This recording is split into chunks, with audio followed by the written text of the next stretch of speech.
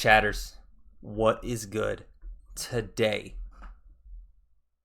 my Swiftie era begins. Today is June 11th, 2025, the day my Swiftie era began. Guys, we're watching this video. It's Taylor Swift 101, the ultimate guide to becoming a Swiftie. It's basically just Taylor Swift lore. So yeah, I'm excited to be starting my Taylor era. So we're gonna watch a little guide just before we get into Taylor and her albums and whatnot. And guys, I have not decided. I've been asking Twitch chat. I'm streaming every single day of June, by the way, so please stop by. But I've been asking Twitch chat what order I should do it in, and you know, I've heard a few indifferent things. So in the comments, please do let me know what order do you think I should go in. People are saying to start with Reputation, start at the beginning, you know, just a bunch of like, you know, mixed. So I just want to hear what you guys have to say, and I'll take that into consideration for when I really do start listening to the albums. But yeah, and if you guys do enjoy this video, please make sure to like, comment, and subscribe, especially for the Swiftie era that's beginning. I'm excited to say the least. But yeah, I would really appreciate your guys' feedback, especially where to start. I think it's kind of set that I'm gonna start with Taylor's regular albums, especially now that she got her music back, and then we're gonna go back and listen to the Taylor's versions. But yeah, I haven't really decided the order yet, so please do let me know in the comments. Please do let me know. I'd really appreciate it. But yeah, guys, this is really the beginning. So yeah, let's just watch this guide real quick. It's an hour and 10 minutes, so it is a little bit longer. But I mean, I need all the knowledge I can get, right? I'm a little behind, to say the least. I am a little behind. But anyways, Taylor Swift 101. Come on. Swifties will remember everything. Fearless is still, to this day, coming up, the most awarded country album of all time. Then we have track 5. There are still Easter eggs in that video we haven't found yet, and that keeps me up at night. I think about it a lot. Reputation is one of like the best comebacks of all time. That's Taylor Swift. No, it's Becky. I don't know what that means. I don't know what Becky means. Let's find out. Nina Shelby, shout out to you. Oh, she's a fan. She's a Swiftie.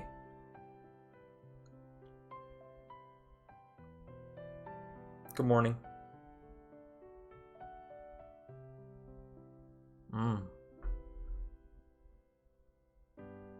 I'll be like her soon. Bet.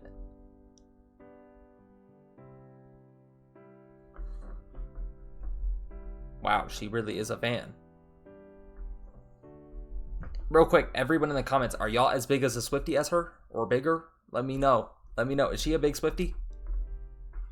Hello guys, welcome back to the channel. It's Nina. If you are new here, welcome. I'm so happy to have you, and if you're not new, thanks for coming back. If this is the first video you're seeing from me, hi, nice to meet you. I make videos about Taylor Swift and being a fan and music and all of that good stuff, so if any of that appeals to you, join the family. We're all mad here. I'm so excited to make this video. I don't know why I haven't made a video like this yet, because I love diving into the details of Taylor's lyrics, her career, her albums, her songs, everything, theories, the Easter eggs. I know that over the past few years, Taylor's fame has risen to a level that is just brought in so many new people, even though we're already 18 years into her music career.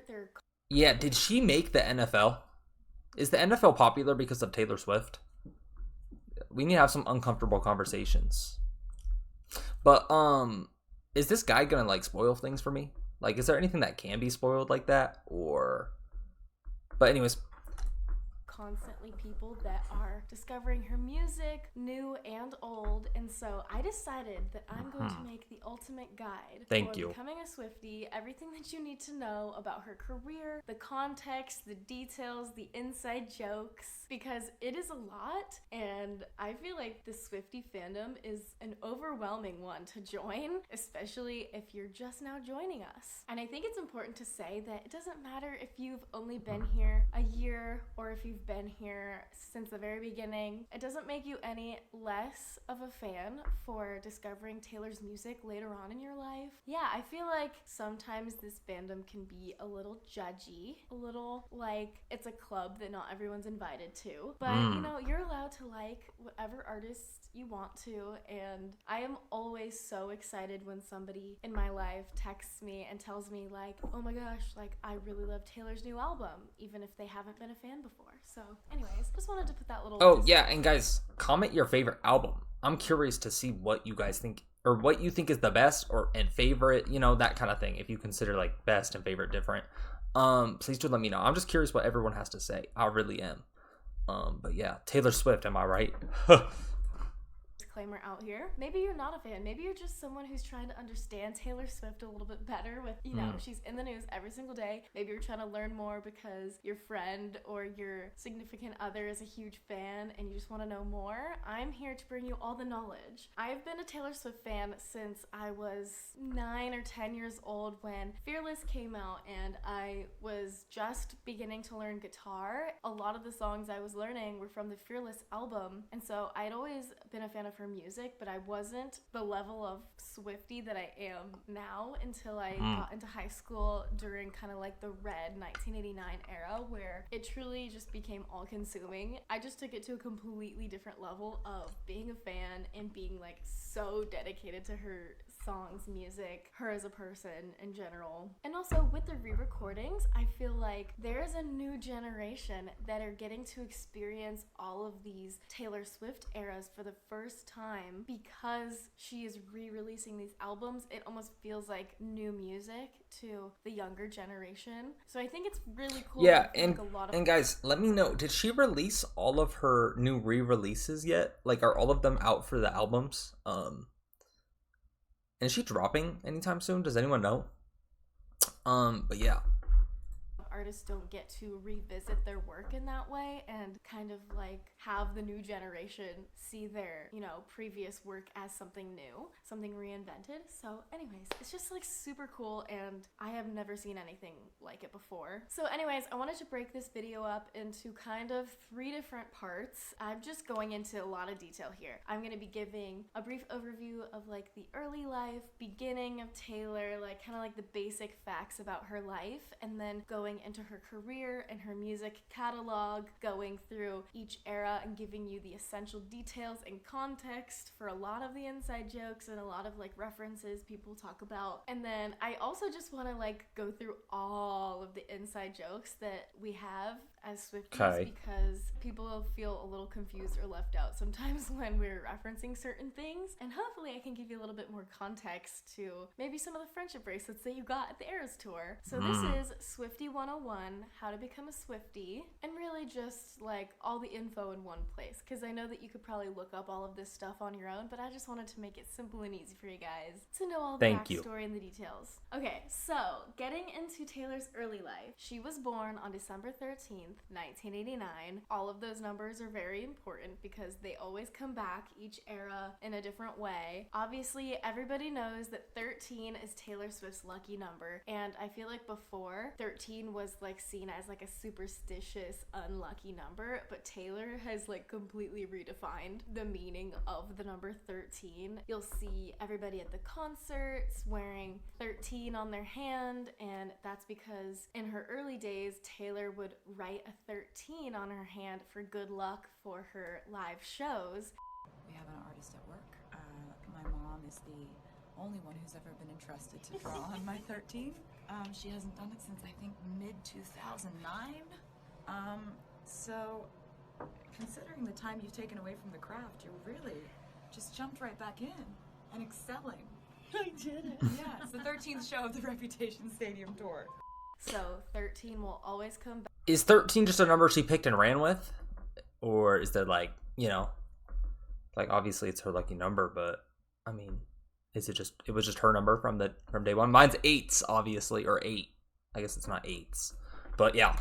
back. She loves to make things add up to 13 with her release dates. She just loves anything to do with that number. So if anything ever adds up to 13, just know that most of the time it's on purpose, because Taylor just like loves to incorporate that number into her life. And then of course we have 1989, the year that she was born, a number that is also important because that was her 5th album title. And again, Taylor likes to use that number in a lot of her marketing, her release dates. Sometimes she would put things on her website merch store as $19.89. These are just important numbers to know in the Taylor cinematic universe. Ever since Taylor Swift was starting out in her career, she was really focused on learning everything she could and always working towards mastering her craft as a songwriter, performer, musician, and businesswoman. There's only so much you can teach yourself before you kind of need help to take yourself to the next level in your business. That is something that Skillshare, the sponsor of today's video, can help with. As a content creator, there Skillshare. What your skill level is, and if you're not sure, for the first 500 people that she was born on December 13th. Skillshare. Thank you again to Skillshare for sponsoring this video. It really keeps the channel going for me to come back every single week and hang out with you guys and talk about Taylor. So yeah, she was born on December 13th, 1989, and she was born in Reading, Pennsylvania, which is a small town outside of Philadelphia. So she's not originally from Nashville. So she grew up in Pennsylvania on a Christmas tree farm with her parents, Andrea Swift and Scott Swift, and her one brother, Austin Swift, who is about 2-3 years younger than her. Later on, her parents actually got a divorce, but I actually didn't know that for the longest time because they're so amicable. They're still a very strong family unit. Honestly, obviously, I think that's because of Taylor and her career. They have truly learned to just get along, even though they decided to not stay married. They're still very good friends, and they're always seen at Taylor's shows. They're at every single one. They always kind of refer to themselves as a small family business because all of them are very involved in Taylor Swift's career, and I think it's so great that her family is always there for her throughout her entire career. So when Taylor was 11, she like begged her mom to take her on a vacation to Nashville to see where all of the country music stars get their start because she wanted to be a singer. She has said that she watched, I think, a Faith Hill documentary. That's when she got in her brain that Nashville is the place where dreams come true, where she could start her career and become a real singer, a real country music artist. Her mom did take her to Nashville, and she drove down Music Row, and she hopped out of the car and walked into all the record labels with her CD of cover songs that she sang from The Chicks and Dolly Parton and other songs that she had just kind of like recorded demos of, and she would ask them for a record deal. They would politely decline and just tell her that she needs to go home and really work on herself and work on her songwriting, because that is the one thing that kind of sets you apart when becoming a new artist and being successful in the field. You have to learn how to write songs. So she received a guitar for Christmas, and there's the cutest video of her that is on the internet where she opens the guitar and she's like so excited. Guitar! I am happy. And I think she's probably around 9 or 10 in that video, but she actually didn't learn how to play guitar until she was around 12 years old. They had someone over fixing their computer, and he saw the guitar in the corner of her room and asked, "Oh, do you know how to play guitar?" And she said no, and he said, "Do you want to learn a few chords?" And so he taught her 3 chords, and that night she wrote her very first song, which was called Lucky You. And if you go look up the lyrics of that song, you already know, like, oh my gosh, this girl has a gift. This is the first song she ever wrote, and she's already like using metaphor and can come up with these catchy melodies. It's truly, truly impressive for a 12-year-old. When she was 13, her whole family decided to take the leap of faith and move all of them out to Nashville so that Taylor could pursue her country music career. That's crazy. If you guys are parents, are y'all taking a risk like that? Like, seriously. That is crazy. I don't know if I would do that. That is insane. Especially for someone who's like 12 years old. I mean, I guess it depends, obviously, but I mean, imagine it wasn't a computer fix. Yeah, that is crazy. That is insane. That is insane to think about. I mean, I feel like even without the computer fix, she would have, you know, made it either way, especially if she was that gifted, but like, that's crazy to think about. That's crazy to think about. That really is.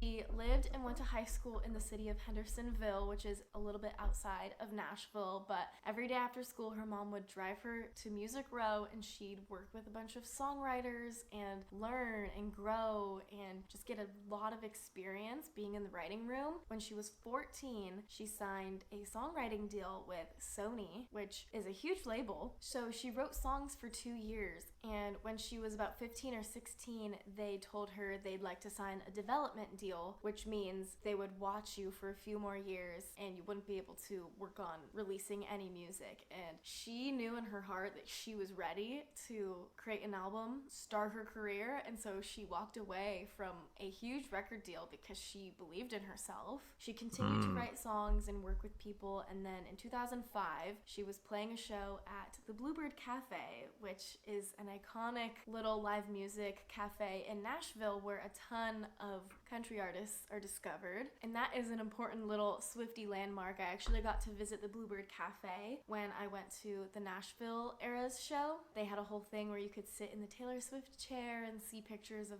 her when she performed there. But anyways, when she was performing at Bluebird in 2005, she caught the eye of none other than Scott Borchetta, which was her previous record label owner. He didn't even have a label at the time. He was going to start an independent label that would later become Big Machine, and she was the first of a few artists that he had signed to his new label. And another thing that people don't know is that Taylor's dad, Scott, invested in the label. So he was a 3% owner of Big Machine at the beginning, so he invested some of his own money into it, which obviously kind of gave Taylor a leg up in starting her music career, but it wasn't without hard work that she kind of made. Yeah, I've heard those Nepo baby rumors. That's one thing I do know, but I mean, if you have the talent, is it really Nepo? Is it really nepotism? Is that the right word? Nepo baby? Nepotism?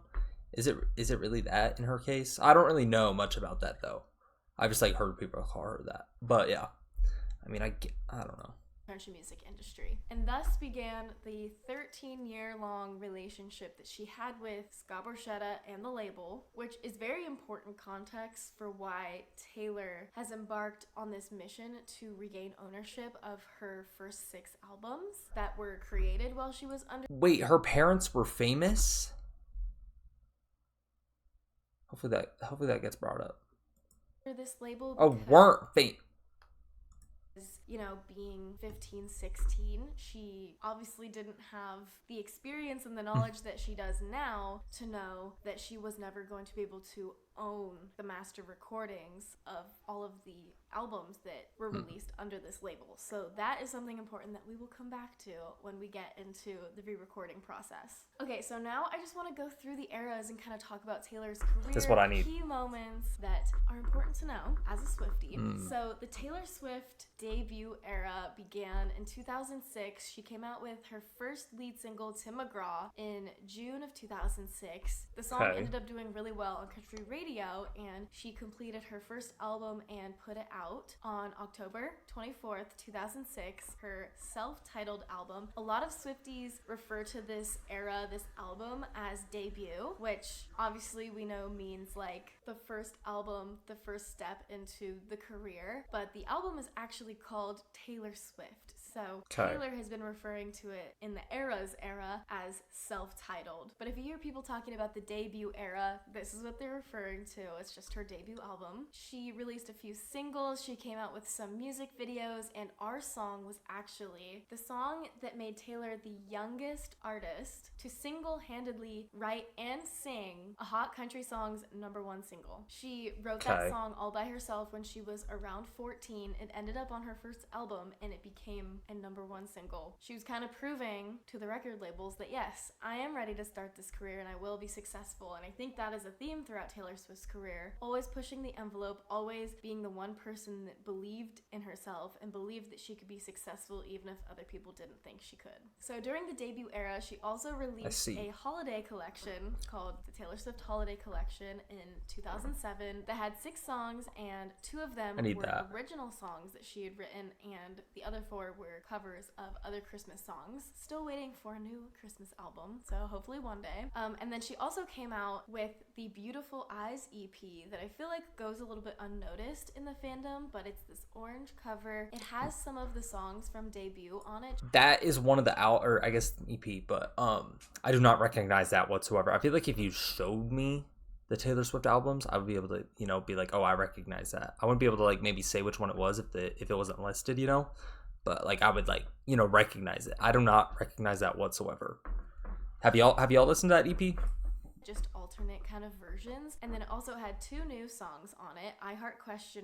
And Beautiful Eyes, the title track of the EP, that I believe Taylor most likely will include on her version of the debut album when she finishes out her re-recordings. She toured a lot during this era as an opening act for a lot of country artists. Rascal Flatts, George Strait, Brad Paisley, Tim McGraw even, which is iconic. And she also won a lot of awards for being Best New Artist in the country realm from the CMAs, which is a very prestigious award in the country music industry.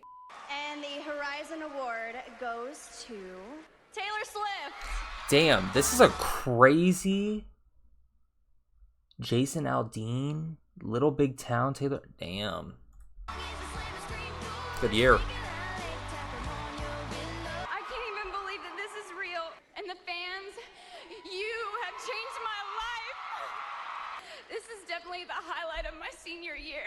Damn. That is crazy. I wish I was that talented when I was young. Or I'm not talented. I'm not even talented. You know what I mean? But damn, being talented that young is crazy.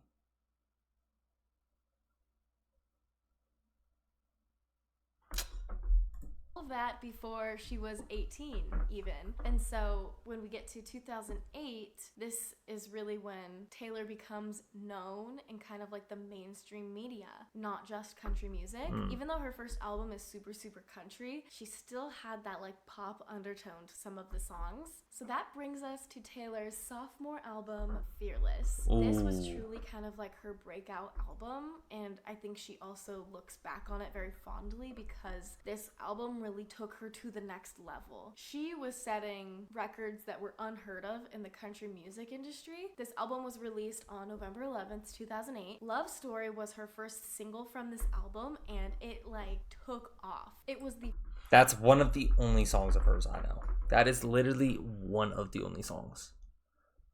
That's a good song. It makes me kind of sad though. It reminds me when I was young.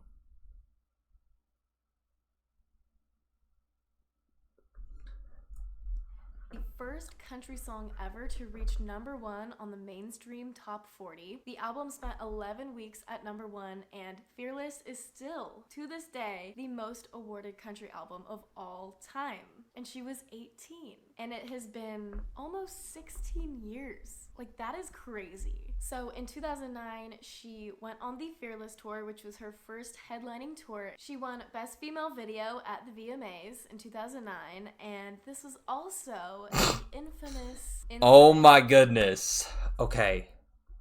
So before my Swifties bash me, I like Kanye West. Or I did. Right? I don't stand for anything he says currently or in the past. Even in this moment, I just think he makes good music. Or did. I mean, his recent stuff hasn't been good.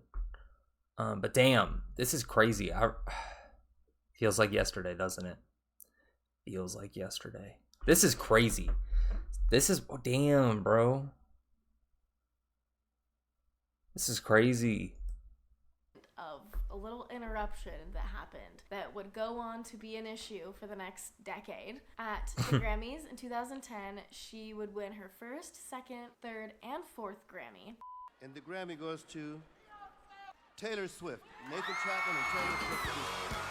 Featured artist, Colby Calais. That's a banger. This is the story we're going to be telling over and over again. In 2010, how we got to win Album of the Year at the Grammys. Thank you.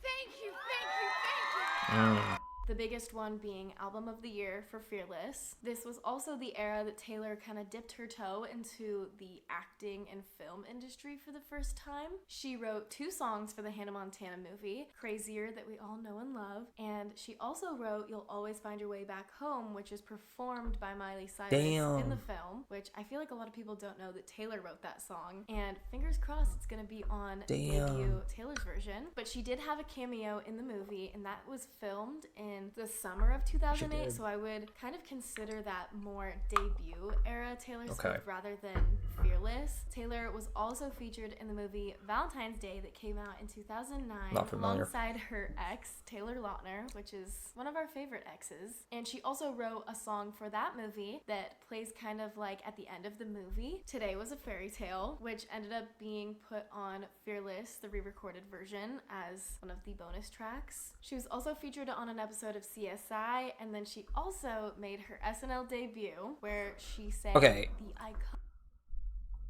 CSI is kind of crazy. Was she just like, she was just acting? That's kind of random. I feel like that's a random side quest. That's interesting though. The bonus tracks. She was also featured on an episode of CSI, and then she also made her SNL debut where she sang the iconic monologue song. If you haven't seen that, look it up. We'll come back to it later. And this brings us to Speak Now. The Speak Now era was from 2010 to 2012, and usually kind of each era was like 2-year time chunks until we get to Reputation, which is where she took a big break, but she usually came out with albums every 2 years in the fall, and Speak Now was released on October 25th, 2010. This album was entirely self-written. Taylor had no co-writers on Speak Now, and that was very intentional. She has solo songwriting credit on every single song, with the exception of one of the Target bonus tracks, If This Was a Movie, that had one co-writer on it. Other than that, every single other song is just written by her. If This Was a Movie was actually released as part of Fearless, so she kind of took that out of Speak Now, Taylor's version, so that that album could be entirely self-written. The reason for this is that she received a lot of backlash during the Fearless era, people saying she didn't pull her weight in the writing room, like there's no way she's writing all of these songs, like she's probably not helping at all with the songs. After that, I had a lot of people who would say, oh, she's an 18-year-old girl, there's no way that she actually carried her weight in those writing sessions. And that was a really harsh criticism, I felt, because, you know, there was no way I could prove them wrong other than to write my entire next record solo. So that's what I did. Basically, she took offense to that, and she said, okay, I'm gonna write this album entirely by myself so that you can't say that anymore. With each era, she is trying to prove people wrong, just keep pushing the envelope. I feel like this era was very much about Taylor putting her head down and working and proving that she deserved the success that she had. She deserved to be where she was in her career. She underwent extensive vocal training because people were criticizing her for her poor live performances, and that is where the song Mean came from. There was a reporter that wrote a really mean article about her when I think she was performing a song from Fearless, and they wrote this terrible article, and so what did she do? She wrote a song about them, and then it won a Grammy. In 2011, she went on the Speak Now World Tour, and from this, she came out with a live album of the Speak Now concert that included also some covers that she had sang on the Speak Now tour. It is one of the best live albums of all time. It is Okay, do I include that in my listens as well? Let me know in the comments, please. Thank you. so good. I'm not biased at all. From there, we are moving into the Red era in 2012, and this was like a huge step for Taylor towards pop. When the Red album came out in October 22 of 2012, that was on purpose, obviously, because the song 22, she saw an opening, she took it. She was facing a lot of pressure from her record label when she was writing the Red album to make it more country, but she kind of stood her ground a little bit and was like, no, I'm gonna continue to make songs that I like and that I want to put on the album, that I feel like belong on the album. And I feel like she kind of half won the battle, because half of the album is very pop. and the other half has that like country production Okay. / more storytelling vibe to it. So all of this resulted in the beautiful, chaotic masterpiece that is the Red Album. But it's like a good chaotic, you know. I remember her giving an interview being like, you hear guitars and piano in one song, and then the next song there's dubstep and a pop backing track, and you know, it's like that dance pop vibe. Because Red wasn't successful in like the award show area, that after Red, she kind of felt like a failure in a way, and she always would say like it wasn't sonically cohesive. Everyone was like, what do you mean sonically cohesive? That doesn't make it a bad album. It was sonically cohesive. Maybe they're right. Maybe I did not make the record of my career. Maybe I need to fix the problem, which was that I have not been making sonically cohesive albums. We'll come back to that in a minute. But she went on the Red Tour for 2 years, and it was the highest grossing country tour of all time at that point. Which is funny that it's technically classified as a country tour, because I would not call it a country tour. There was a banjo, but I wouldn't call it a country tour. I feel like when people would ask me, you know, during that era, oh, like, what genre is Taylor Swift? Is she country? Is she pop? And in my brain, I'm like, it's just Taylor Swift. There's no box that she can really be put into, because she's doing something that not a lot of people had done at that point. It's always like, you either need to be country or you need to be pop. You need to like choose a lane, and she said, I don't care. Red is the only tour that Taylor went on that doesn't have a tour movie or album or anything. The fandom has never forgot it. It is truly tragic. There's videos and grainy people's phones from 2012, but there's not any high quality video besides like her music video that she came out with all the clips from the tour. It's truly a crime, and something that we still haven't let go of to this day, and that is also a theme. Swifties will remember everything. So a little bit before the Red Album came out, Taylor released a song called Ronin, and it was about a little boy who had died of cancer, and Taylor would read his mom's blog, and the mom didn't even know this. Her name is Maya. Taylor was following along with his story, and when he died, she wrote this song using entries that Maya had written on the blog, using her words to inspire this song. When she released it, all of the proceeds went towards awareness and charities to fight cancer. Taylor gave Maya co-writing credit on the song, and Ronin was later re-released as part of the Red Taylor's Version album. Taylor also wrote 2 songs for the Hunger Games soundtrack in 2012. We had Safe and Sound featuring the Civil Wars and Eyes Open. Safe and Sound actually won a Grammy for Best Song Written for Visual Media, which was technically her only Grammy that she won during the Red era. Red sadly did not win a Grammy, and it was truly tragic, and that is another little inside joke that Red deserved a Grammy. And when Taylor won a Grammy for the All Too Well short film in 2023, it was like vindication. It was a full circle moment that Red finally got the Grammy that it deserved. But can I watch these short films on here, or is that something I can't? I mean, you guys just gotta let me know. But yeah. But she did do the most iconic, amazing performance of All Too Well on piano at the Grammys in 2014.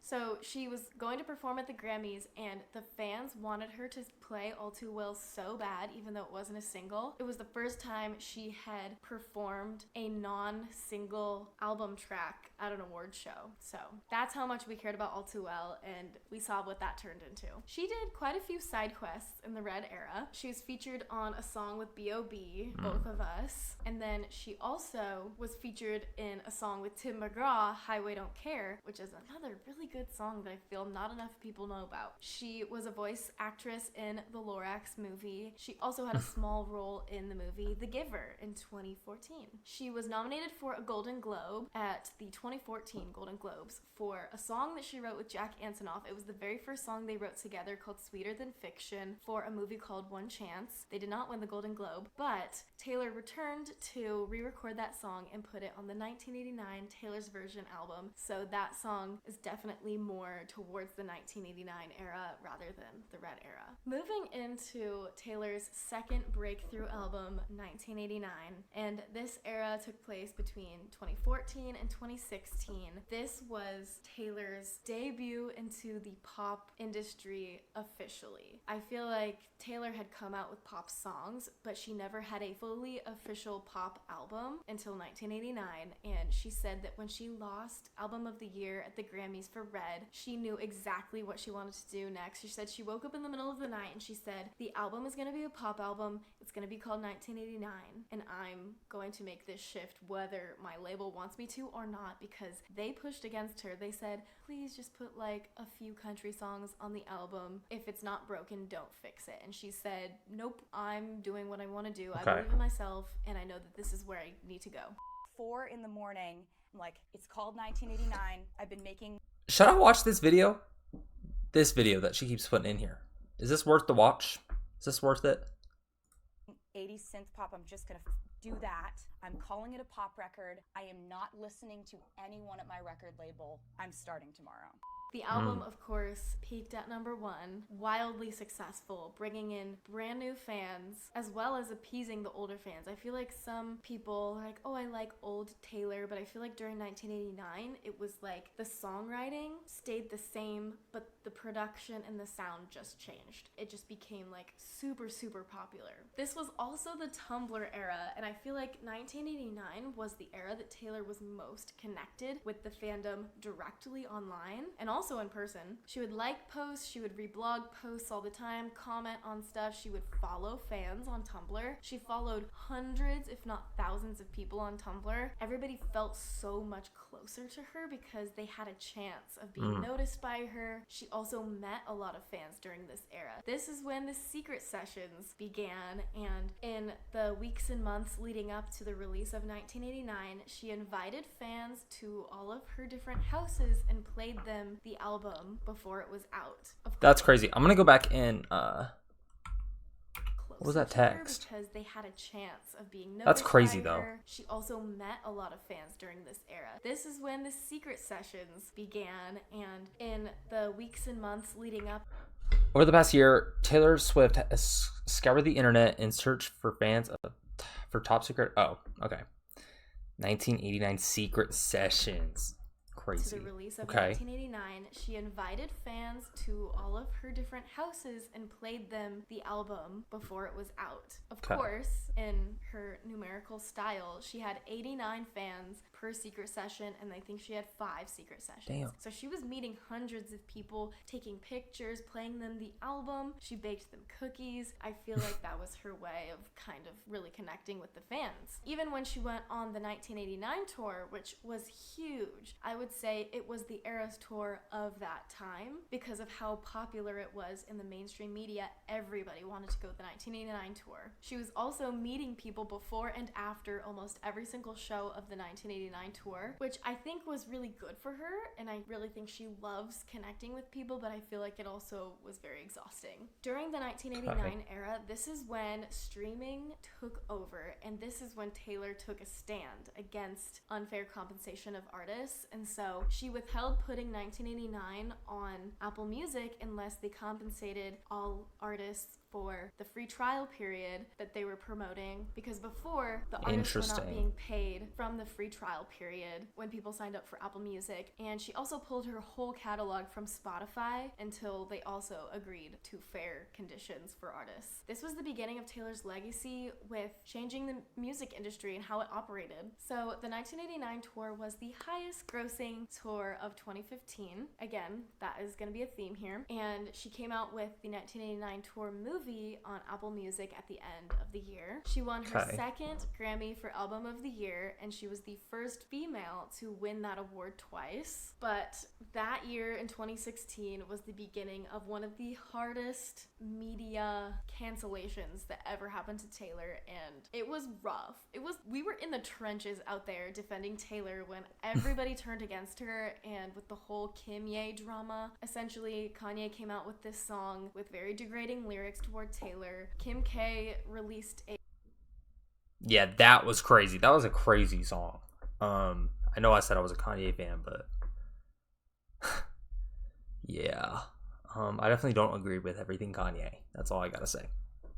A private phone call that she had recorded that was cut and spliced and made Taylor out to be the bad guy, and she called her a snake, and everyone said the Taylor Swift is over party, she's a snake, blah blah blah blah blah. It was a very dark time and not a very popular time to be a Swiftie because everybody was so against her during that era, and that is what made her go into hiding for a whole year. This was the first time since she started her career that she did not release an album every 2 years. She took an entire year to disappear and not be in the public eye because of how much criticism she was getting. It was too much. I feel like that was also the year that she also just kind of not threw in the towel, but she didn't try to be perfect anymore, because this is when she had Bleachella. We had the Bleachella era where she went completely platinum blonde, and she went to Coachella, and she was just like doing... I do not remember that whatsoever. I never knew that. Like, I didn't know she had that look at all. Whatever she wanted. She was also dating Calvin Harris at the time. They wrote This Is What You Came For together, but originally when the song came out, she was listed under a pseudonym, Niels Soderberg, which is another inside joke that we joke about because it was just like the most random name she could have chosen. And when she was asked why she chose that name, she said, those are two of the most popular names for Swedish males. And nobody knew for a long time, like, that was her. But there was some drama that happened when Taylor revealed that she had co-written the song, and Calvin Harris got really angry and had a little temper tantrum, but like there was some Twitter beef, but ultimately we just forgot that he existed after a while. That is now a song that Taylor has played live before. She played it on piano in the one performance that she gave in 2016 at the Formula One race, and it was iconic. Also in 2016, it came out that Taylor had written Better Man that was performed by Little Big Town, which was a country song that was super successful for them. And again, she didn't reveal it until a few months later because she wanted the song to speak for itself before she came out and said that she had written it, which is kind of a theme here. The last song she came out with in 2016 was the collab that she did with Zayn, I Don't Want to Live Forever, for the 50 Shades movie. And that song also was wildly popular for a very long time. And so in 2016, she underwent all this backlash, Bleachella, like craziness happening. She broke up with Calvin Harris, dated Tom Hiddleston, like there was so much going on. Yet she still had 3 of the most popular songs of the year in 3 different genres: EDM, country, pop, and she dominated. Like, it's literally crazy. This takes us into the Reputation era, and this is when she started dating Joe, and the tides turned a little bit for her when she announced Reputation and broke the internet. Reputation came out on November 10th, 2017, so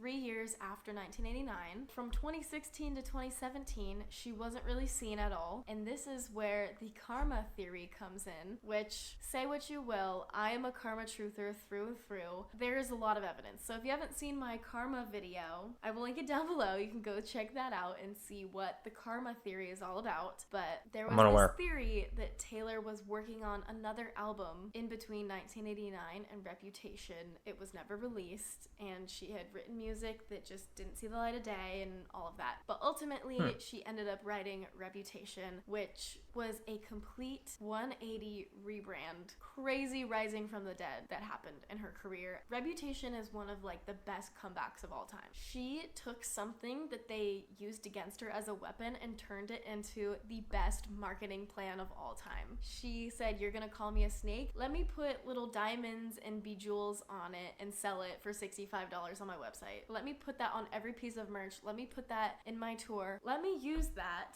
to make myself more successful. Literally, she is a genius. A genius. A businesswoman. And then the Look What You Made Me Do video came out, which had me on the floor. When that video came out, all jaws were dropped. She completely smashed the Vivo 24-hour record for views. It got 40 million views in 24 hours. It was the beginning of the most chaotic Easter egg hunt, because she has said in an interview before that there are still Easter eggs in that video we haven't found yet, and that keeps me up at night. I think about it a lot. The Reputation Stadium Tour became the highest grossing tour in US history. She does it again. Nobody thought people were going to show up for the tour. They thought she was gonna have to cancel shows or downsize. Like, they were saying, like, stadium, are you really sure about that? And she said, just you wait. The fans truly showed up for her during that era. And I feel like that was one of my favorite eras to live and be a part of, because it truly felt like everybody was there for her. Everyone that was at the concert was there for her in the dark times of 2016 and the media backlash. Like, we didn't go anywhere. I don't think she's forgotten that either. And that's why I'm so excited for Reputation Taylor's version, because I feel like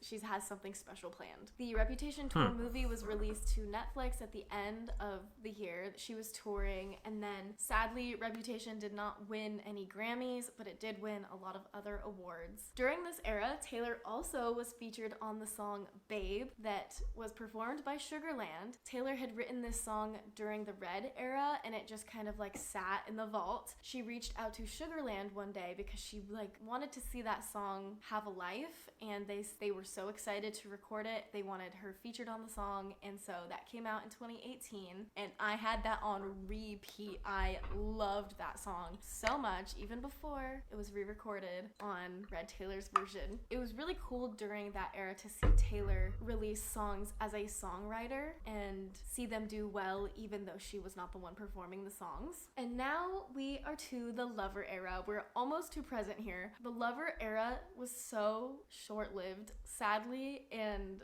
we all know why, but this album came out in August 23rd, 2019. This was the first album she came out with that came out in the summer, and it was also not her usual album cycle. It was like much sooner than we were expecting, and she came out with the lead single in April, Me, of course. When she came out with this single, she didn't announce anything else about the album yet. She just came out with the single. You know, we got into June, and then she announced the title of the album, and then, you know, bit by bit she's giving us more information about Lover for the whole summer. And that album was just like, it was so fun. It was completely my aesthetic. Butterflies, pink, glitter, all the lovely things. We love Lover. And this album was the beginning of a new era for Taylor in the music ownership realm. She announced late 2018 that she was going to be leaving Big Machine and signing a new record deal with Universal Music Group. This was because going forward from Reputation, Taylor wanted to own all of the master recordings of all of the songs that she writes, and Big Machine could not guarantee that. They basically gave her a deal saying, you can earn back each album by putting out another album, but you won't own the master recordings of those ones. So it was like truly a trap. I think Taylor fought for years to own her music, to have an opportunity to buy the music, but for some reason, Scott Borchetta just would not budge. Even after everything that she did for his label and his career, he didn't feel like he owed her. Yeah, no, that's kind of crazy. I don't really even see how that, like obviously I get it with labels and whatnot, but I don't even see how, like, that could happen. You know what I mean? Like, in the sense that it did, because I do know that about that a little bit. But no, it's just a whole crazy, like, scenario. It really is. It really, really is. But yeah, that is crazy. And then she remastered her songs, and oh man, that whole Taylor's version thing was crazy. That was in everyone's Instagram profile. I remember that. That was a crazy time. That much, which is truly very sad. Crazy time. So when she moved over to Universal Music Group, they guaranteed that she would own every single song, every master recording, and she would have kind of full creative control of anything that she did. And that was like so exciting and so like such a hopeful thing for her. So Lover was the first album that was truly hers, and I think that's why she kind of like holds it close to her. But this era was also like the time that she had to struggle with her past record label. There were so many issues, and the others that were involved in the sale of her masters, which was truly tragic. Her masters were sold from Scott Borchetta to Scooter Braun, we all know this, for $300 million. Honestly, looking back now, you have to laugh, because they made the biggest mistake of their life doing that, because it's going to be worth a fraction of what she has made since then on all of her new albums and all of her new work and her re-recordings. That is crazy. I mean, you've seen the trajectory of her career, and then you sell it. Like, I mean, just from a business standpoint, that doesn't make any sense. Like, obviously they have their conflicts and whatnot. So, I mean, in that sense, maybe. But I don't know. That wasn't the brightest. That really wasn't. I mean, I think a blind person could tell you that. You know what I mean? So, like, I don't know. That is really interesting. That is weird. That is really weird. And everything, they really messed up. They really didn't think she would go and re-record every single one of her 6 albums, plus vault songs, plus extra bonus tracks. But they should know her by now. She is going to rise to the occasion and prove you wrong. And Scott Borchetta, he knew better, and so that's on him. I did a full video on the process of the re-recordings, the legal parts, like how Taylor went about the whole process. So if you want to see that deep dive, I will link that one down below. I'll link all relevant videos down below if you guys want to see. Taylor was also featured in the movie Cats as Bomb Ballerina? I don't What know is how that? to pronounce her character's name, but she co-wrote a Golden Globe nominated song with the producer Andrew Lloyd Webber called Beautiful Ghosts, which is a beautiful song. She also released her documentary Miss Americana at the beginning of 2020 that kind of followed her life through the past few years, from beginning of Reputation all the way through to the Lover era. Her personal struggles, her creative process. It's a really good documentary. I love getting like a glimpse into Taylor's, behind the scenes, so I really hope she comes out with something else like that about, the re-recording process and the Eras tour. And as we all know, Taylor was supposed to embark on the Loverfest tour in the summer of 2020, but we all know why that didn't happen. Sadly, Heart stage. I still think about it, and I get sad because that would have been such a moment for the Loverfest, which is why I think Taylor gave Lover its moment as the opening act of the Eras tour. So moving on from that, very soon after, she started recording her surprise 8th album, Folklore, which she started writing in April of 2020 and released it just a few months later in July 26th. And I just remember the shock, the overwhelming emotions of just having a Taylor Swift album not only announced, but released on the same day it was announced. She had been working with Aaron Dessner and Jack Antonoff remotely during lockdown and That's everything. crazy. Obviously decided to just put it out because you couldn't do the normal album rollout, the press week, the normal marketing that she would do if she was going to begin a new era. And so she said, I didn't want to overthink it, so I just put it out. Again, it truly took the world by storm. She stepped again out of her normal box and went towards more folk style songs, acoustic-y storytelling. She created this whole woodland world that is Folklore and Evermore. It really appealed to the masses, I think, especially during this time. Everybody was going through a lot, and this music was exactly what we needed during this time. And then 5 months later, she came out with Evermore on December 11th, which was essentially a sister album, a continuation of Folklore, diving deep into the fairy tale forest Taylor created. And those 2 albums are for me, they go together just because they sound, the story, everything about them is complementary. And I feel like sometimes people think no, everyone needs to treat Folklore and Evermore equally, and there's the inside joke with the fandom that Taylor doesn't like Evermore as much as she likes Folklore, which Taylor stans were eating during COVID time. 2 albums, that's crazy. Y'all were eating. And she announced it and then dropped it that day. That's crazy. There's not many artists who can do that. That is insane. She announced it the same day she dropped it. Did she really announce it, or did she just post, I dropped an album? You know what I mean? I dropped Folklore. Or did she, a few hours prior, a day prior? That is crazy, though. That is really crazy. But I mean, I guess it makes sense with the timing. It really does. But damn, that is insane. There's not many artists. That is crazy.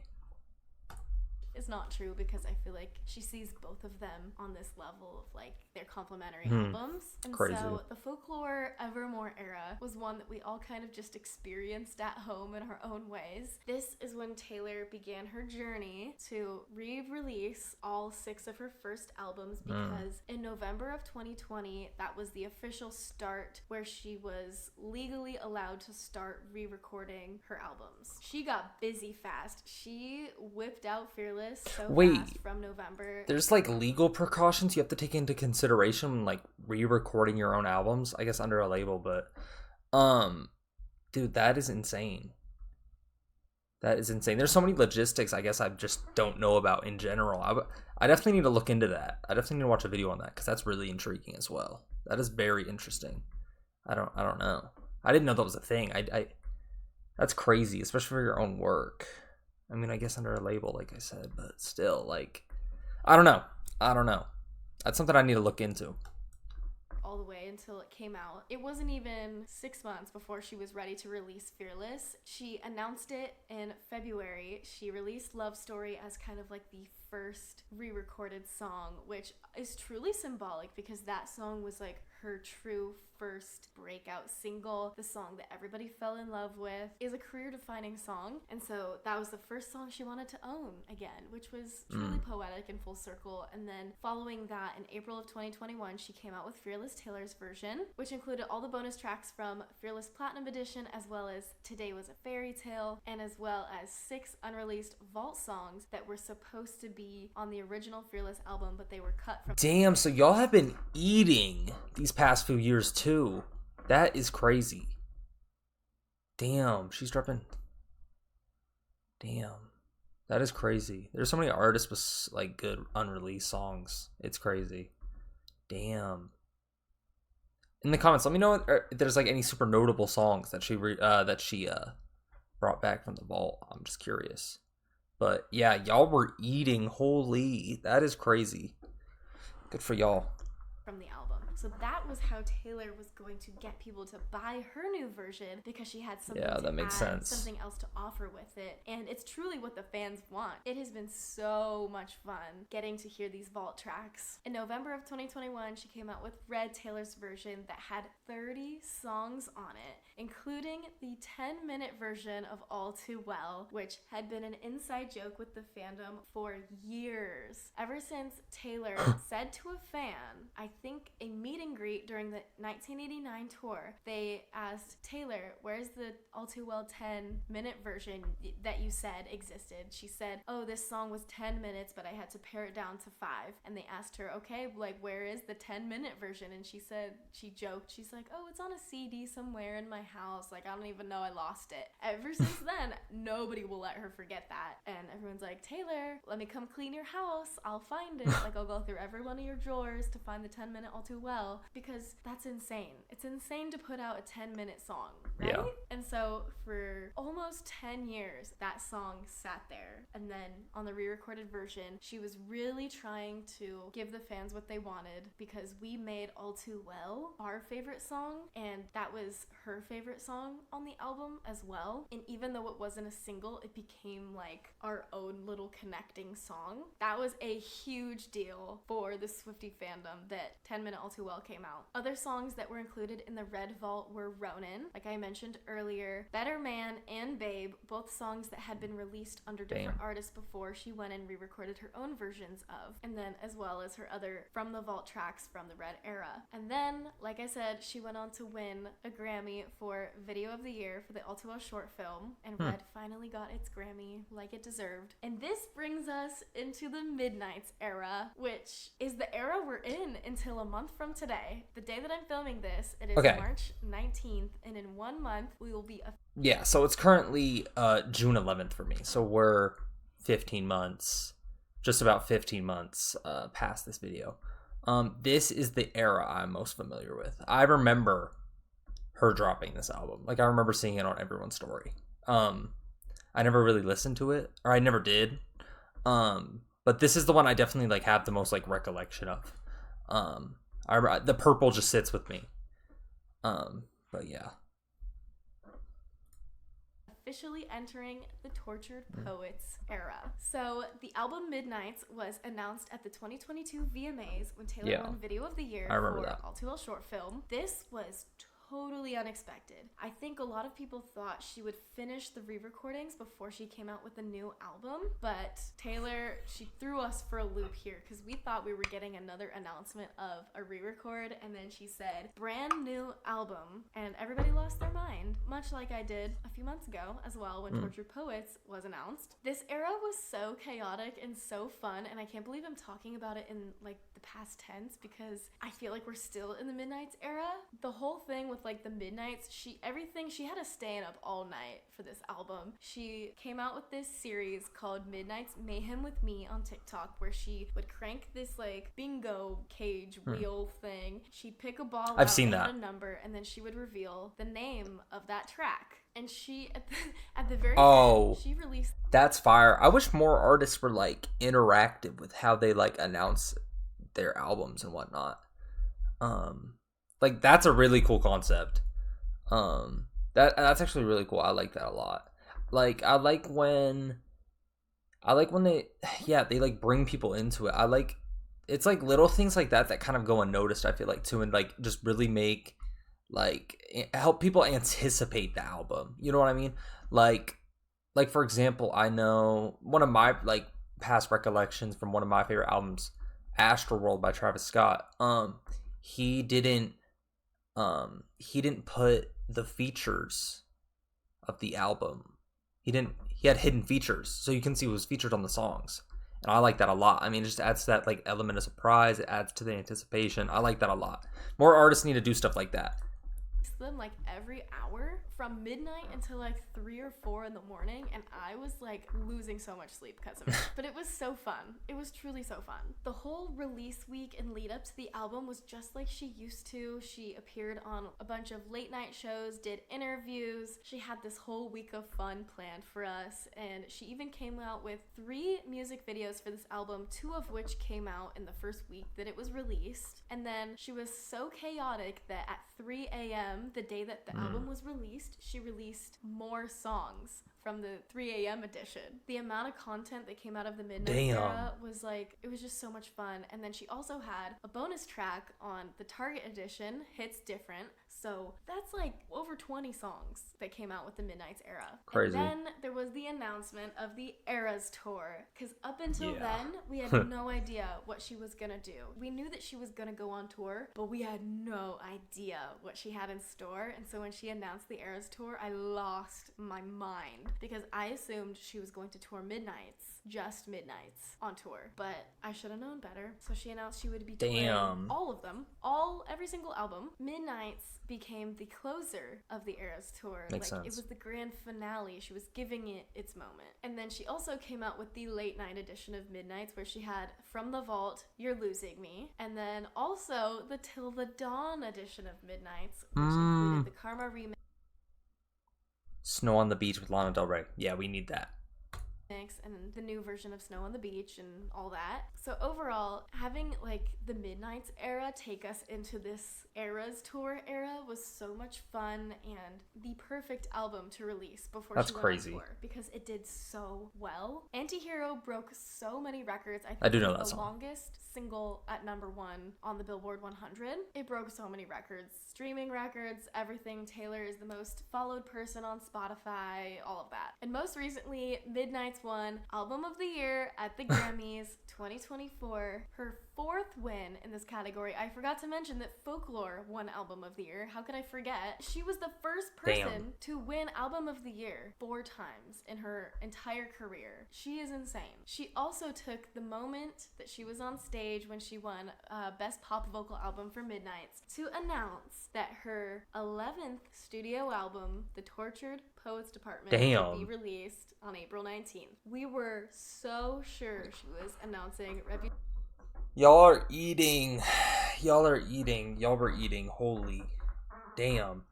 Has she announced another album since? I know we're not done with the video, but has she announced another album? I know this is a little outdated, but Taylor's version, but again, she threw us for a loop and she announced a brand new album. During the Eras Tour, she returned to the re-recordings, and in Nashville, she announced that Speak Now Taylor's version would be out July 7th. That was super fun. She got to release the album on the tour, do a whole special thing for her the weekend that the album came out. She added Long Live to the set list. We had some amazing vault tracks, my favorite album, like so special. And then also on the very last night of the US tour, I was there, and it was one of the best nights of my life.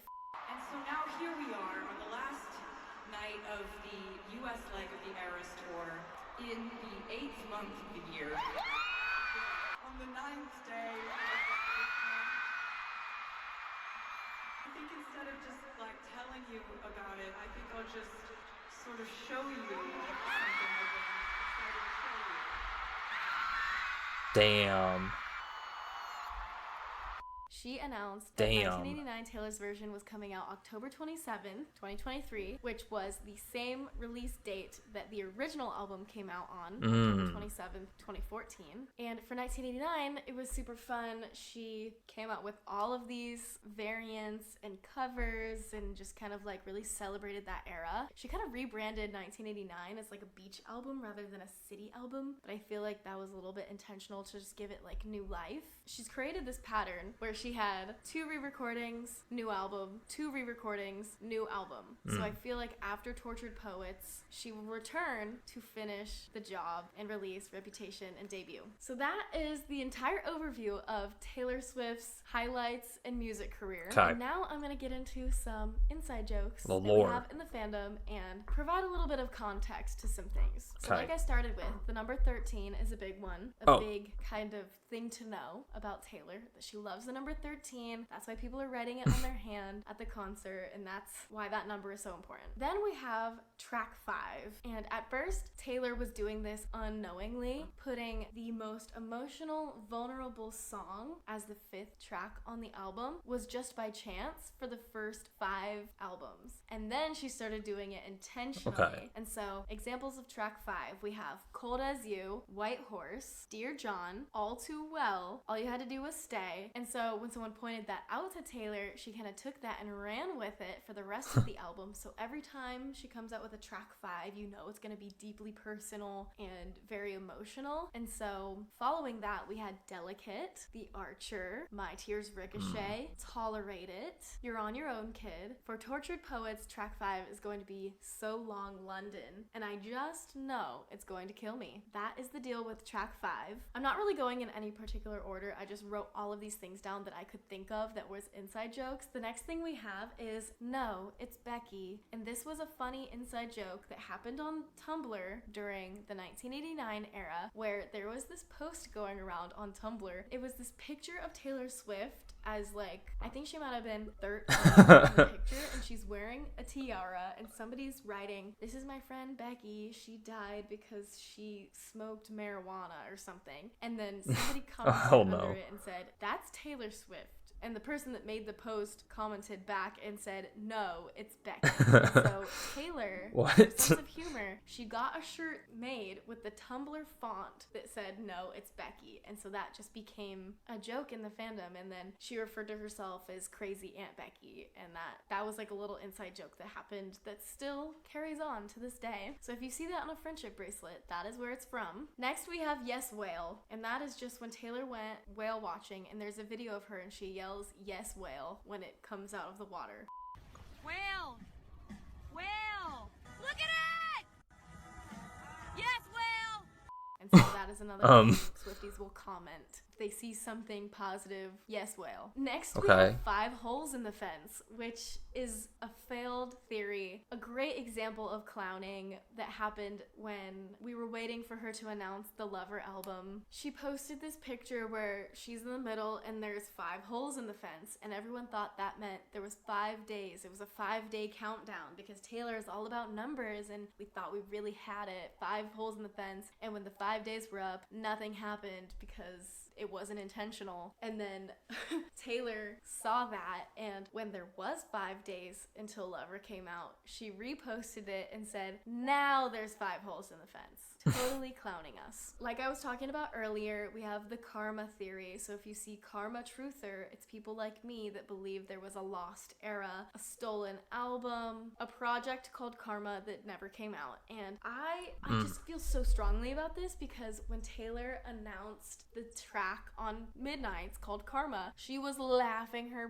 butt off in the Midnight's Mayhem video because she knew how chaotic it was to come out with a song called Karma when she knew there was this theory of a lost album called Karma. Okay. So, I don't know. She knows the theory exists. So next we have the flower wall, which We thought something was going to be announced because there was this whole thing like, Swifties, we have a surprise for you. And we're like, oh, what's gonna happen? We watched this live stream with this lady, and it literally, the surprise was a wall of flowers that said we never go out of style. Another clowning moment. Another little inside joke is the voice memos from the 1989 deluxe tracks. It's just like we take these little one-liners and we use them, and also we put them on the bracelets. So this one was, so over the years, a lot of people have asked me to sort of describe my songwriting process, which is the first thing I've she heard says that.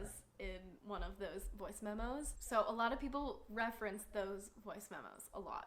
Home Invasion. This is one that came about during the filming of the Look What You Made Me Do video, where she put out the behind the scenes of making the video. There's a scene in the video where she is fighting. It's Fearless Taylor and ringleader Red Tour Taylor fighting, and of course in the video you like don't know what she's yelling, but she is yelling something. So to get that across, she's yelling, "Get out of my house," in the behind the scenes video.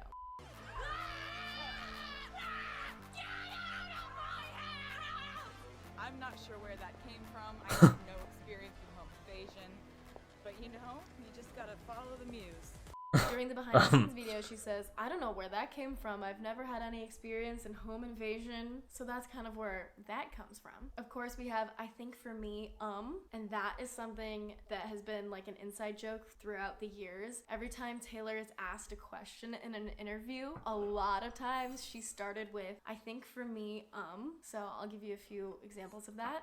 I think for me, I answer too many questions starting with I think for me, and it's been pointed out to me lately, and I need to work on it, so I'm going to start that over.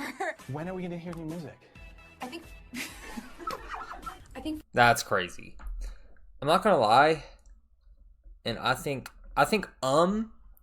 is the best filler word of all time.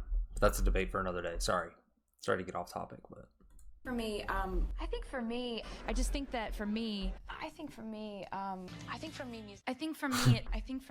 Of course, we have 1, 2, 3, let's go, bitch. That is a chant that started at the Reputation tour. There was a girl who was recording. She was just recording Taylor singing Delicate, and then in the pause, this girl yelled, 1, 2, 3, let's go, bitch. We can't make any promises now, can we, babe? But you can make me dream. 1, 2, 3, let's go, bitch! She just came up with it, and she posted it on Tumblr. The hell? It went viral. Taylor saw it, and then at every show after that, people started yelling that. It has turned into something crazy. I can't believe one person started that, and now Taylor has 96,000 people at the Eras Tour chanting 1, 2, 3, let's go, bitch. night 6.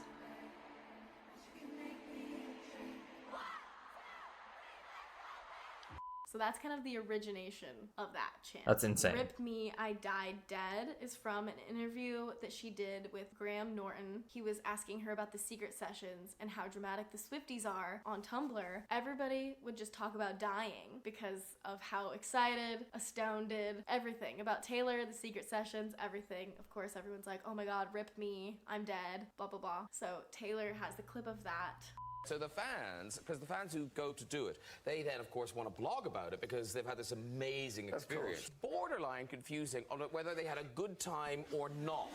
So she said she'll be playing her album first. Let me tell you, the noise that came out of my mouth was not human. Legit almost told Mama Swift to call me an ambulance because I wasn't going to make it. I love them so much because they always talk about dying. Yeah. Rest in peace me, R.I.P. me, I died dead. That's where that comes from. The term Okay. clowning, as I have been using, is when we think something's gonna happen and we gather evidence for the thing that we think is gonna happen, and we talk a lot about the theory that we think is gonna happen, and then it doesn't happen. So we are clowns because we were wrong. There's so many memes that people have created that I've seen on Twitter, Tumblr, of people turning Taylor Swift lyrics into clowning references. My favorite is Clownelia Street. So whenever something doesn't happen that I think is gonna happen, I'm walking Clownelia Street. Sea urchins. Taylor went on an interview with Ellen and said one of her most deepest fears is stepping on a sea urchin. It's the Valid. funniest clip. You should look up that whole interview because it's really funny. Then we have the no belly button joke, which came about because during the end of Red, start of 1989, Taylor wore a lot of high-waisted things, so people started joking that Taylor Swift doesn't have a belly button because there was like not very many pictures on the internet showing Taylor Swift's midriff or something, because she used to dress, you know, pretty modestly. She was a teenager, and it wasn't until she was like in her early 20s that she started wearing more like revealing clothing or whatever. It just became a joke, like Taylor Swift's belly button doesn't exist. And then one day she posted a picture with Haim in Hawaii to prove to everyone that she had a belly button. So that one's fun. We have Oh, hell no. Karen, the pet snake that came on the Eras tour, which is a name that Taylor gave to the giant inflatable snake that would come up during Look What You Made Me Do on tour. So if you ever see Karen, that is referring to giant cobra from the Reputation tour. My Mind is Alive is from the clip where Taylor had LASIK surgery. I need that. I'm not asleep eating a banana, okay? I'm not asleep. My mind is alive. Her mom had recorded her after the surgery when she was all loopy. She was like crying and saying really funny things, and she was like holding a banana, and it was just like really funny. But Jimmy Fallon decided to air it on the show. There's a clip where her mom's like, "Don't go to sleep," and she's like, "I'm not asleep, my mind is alive." That is something I have put on a friendship bracelet to trade at the Eras tour. Pegacorn. In 2014, when she was promoting 1989, she went around on Halloween dressed up as a pegacorn, a unicorn with wings, and went to radio stations and did all of her interviews dressed up as a pegacorn. So if you ever see like your friendly neighborhood... Where does the peg come from? The pegacorn? I'm not getting that part. Dressed up as a pegacorn, a unicorn with wings, and went to radio stations and did all of her interviews dressed up as a pegacorn. So if you ever see like your friendly neighborhood pegacorn, that was the caption for that picture. And then she was on Jimmy Fallon where she did that skit with him, like I forget what it's called, like Ew or something, and she had a drawing of a pegacorn. So that's where that comes from. That's kind of drippy though. We have a monologue song from SNL that has the cheekiest lyrics, and she throws shade at Kanye. She talks about Joe Jonas. She talks about Taylor Lautner from Twilight. It's iconic. You should go watch it. I like writing songs about douchebags who cheat on me, but I'm not gonna say that in my monologue. I like writing their names into songs so they're ashamed to go in public. The secret messages. Bars. Taylor has always kind of done Easter eggs in different ways. Pegasus. I didn't even think about that thing. Okay, good comms. It's just gotten a lot more prominent over the years. Early on in her little album booklets, where, you know, you have like the lyrics, so it's like the front cover of your album, you open it up, it has the lyrics. She would capitalize or lowercase certain letters, and if you wrote them down and put them all together, they would spell out a secret message for what the song is about. And so the first 5 albums have secret messages. When she went to Reputation, she started to do different things with Easter eggs. But for the first 5 albums, she had the secret messages in the album lyric booklets. So you can go look those up, you know, online. You don't have to like find them yourself, but if you've never saw the secret messages, you can go look at your little album booklet if you have the CD. Do you guys think I would catch those on my first listen? Probably not, right? Probably not. I mean, I just don't really know enough about her, right? Or is it like blistering? Now that you guys now that we know, you know what I mean? And decode them yourself. So she's always had a fun way to keep us involved with what the songs are about. Easter eggs, of course. If you see Easter egg, that means a little reference, hint, clue, breadcrumb Taylor has left in her lyrics, music videos, Instagram posts, tweets, anything that can be a little hint to what is coming in the future. And there has been so many of them. I have done lots and lots of videos deep diving into all of the Easter eggs from a lot of the eras, she's done a lot recently, so you can go check out those videos if you want to see more about the Easter eggs. We have the secret sessions, which Taylor I was did intrigued. For 1989 Reputation and Lover, and she hasn't done it since lockdown and everything, so I don't know if she'll ever do secret sessions again, but never say never. Where she would DM fans, have her team reach out to fans and invite them to classified locations that were her house, and nobody was allowed to bring in their phones or anything. It was super top secret so that her album wouldn't get leaked, and she would have around 100 people to listen to the album before it came out, and she would, you know, meet all of them. That's cool, take a though. picture with them. Yeah, just like a really cool fan experience that she did that nobody else has done really anything similar to that. So she was kind of like the first person to do that. Okay, so hang with me. I have a few more. I just had to change my battery because I've been talking for so long. But we're on the home stretch, I promise. Okay, good harmony. So next we have chai cookies. Taylor Swift posted on Tumblr her chai cookie recipe. Somebody asked Taylor, like, she had posted a picture on her Instagram of the cookies that she made, and someone's like, hey Taylor, drop the recipe. And that's what she did. She came on Tumblr and she dropped this chai cookie recipe. They are delicious. I have made them so many times. So if you see anyone talking about Taylor Swift's chai cookies, you can go look that up on the internet, and there is a Tumblr post still out there with the chai cookie recipe that Taylor Swift made. If you want me to do a deep dive into the Taylor Swift Tumblr era, please let me know, because that was one of my favorite eras to be online. I also have a fan Tumblr account and Instagram that I was thinking about reacting to, because it is literally the funniest thing ever to go through my old posts and everything. So let me know if you want me to revisit that era. Blondie is a nickname that we have given Taylor, and if you see people referring to her as Blondie, Blonde Cat Lady, that is Taylor we are referring to. Woodvale. Woodvale is the fictional third album that we thought was coming after Evermore. We thought Folklore, Evermore, and Woodvale would be like the third album in the little trilogy, because there was like a mistake that happened where they accidentally left the code name for Evermore on the Folklore cover. Something happened there. I don't know. I haven't been on too much of a deep dive of Woodvale because I wasn't sure that it existed, and I was thinking that it probably wasn't true. But Woodvale is another joke. Woodvale truthers and Karma truthers the Venn diagram is very similar. Then we have Stars, Do You Like Them? And that is when Taylor, I think it was the video for Lover. Taylor drew some stars that were questionable, and someone was like, Taylor, what is this? And she responded with Stars, Do You Like Them?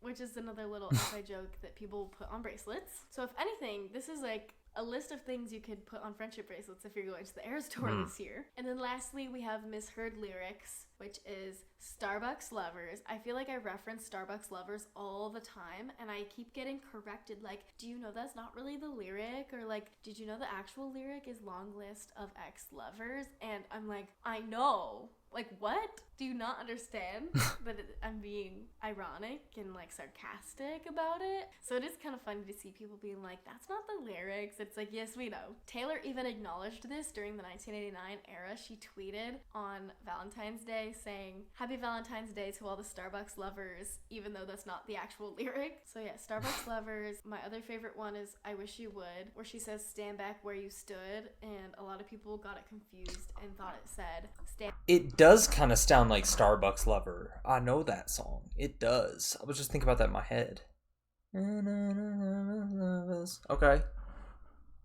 Okay, I hear it now.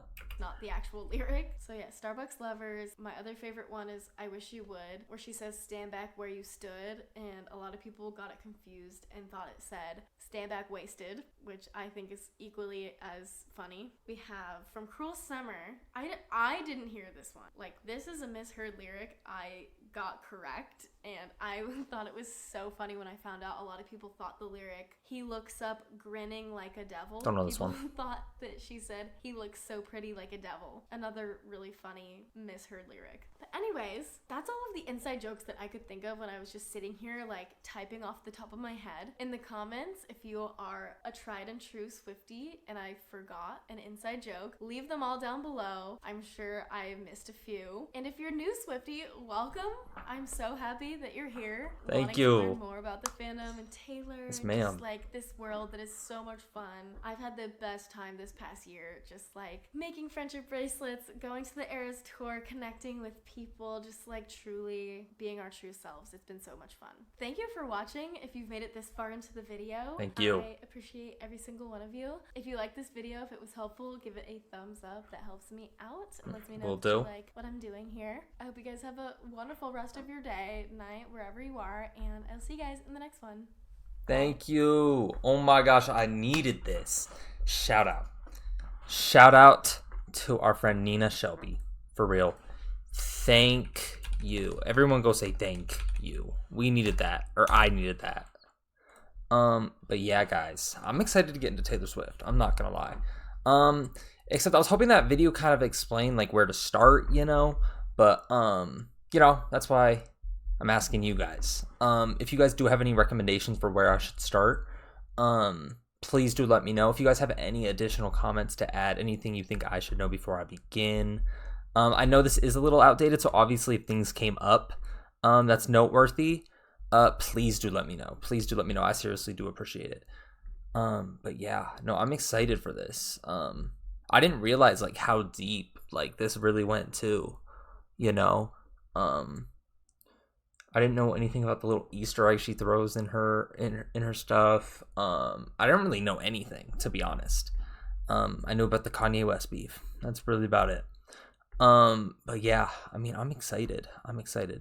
Self-titled, Fearless, Speak Now, Red, 1989, Reputation, Lover, Folklore, Evermore, the re-recordings into Midnight, and the Tortured Poets Department. Okay, I need to learn that. I need to learn that order. But yeah, no, I'm really excited. And I also am really curious about the like logistics of her re-releasing her songs, the re-recordings of her work.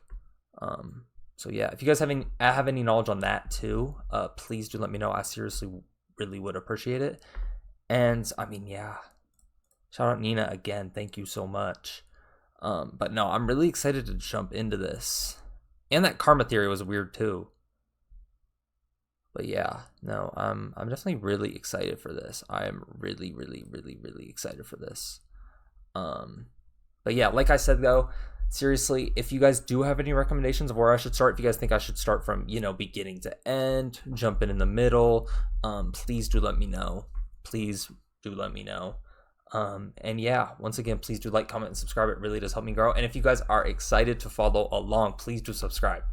Because we'll be listening to an album very often. Very, very often. I'll probably be streaming them all on Twitch too. So if you guys want to watch those live, please do join up. But yeah, thank you guys again for making it this far if you did. And I'm excited. I'm a Swiftie. I'm becoming a Swiftie. I'll see you guys in the next one. Deuces. Deuces. Deuces.